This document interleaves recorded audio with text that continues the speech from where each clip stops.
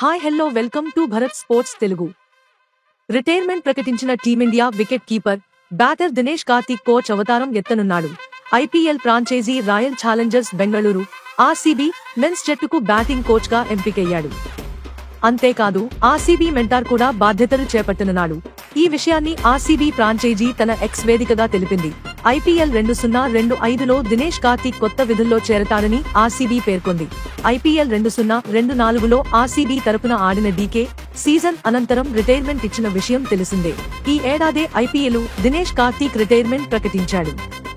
Delhi Capitals తో 2008, 2009, 2010 IPL ప్రస్థానాన్ని ప్రారంభించిన డీకే 2011లో కింగ్స్ 11 పంజాబ్ తరపున ఆడాడు. 2012, 2013లో ముంబై ఇండియన్స్ కు ఆడిన కార్తీక్ 2014లో ఢిల్లీ క్యాపిటల్స్ కు ఆడాడు.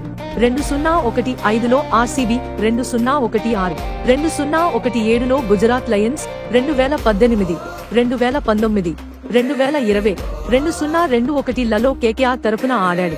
2022, 2023, 2024లలో ఆర్సీబీకి ఆడాడు. ఐపీఎల్ ఆరంభ ఎడిషన్ నుంచి ఆడిన అతి కొద్ది మంది క్రికెటర్లలో డీకే ఒకడు. ఐపీఎల్లో అత్యధిక మ్యాచ్లు ఆడిన ఆటగాళ్ల జాబితాలో దినేష్ కార్తీక్ రెండో స్థానంలో ఉన్నాడు. రోహిత్ శర్మతో పాటు డీకే ఐపీఎల్లో 257 మ్యాచ్లు ఆడారు.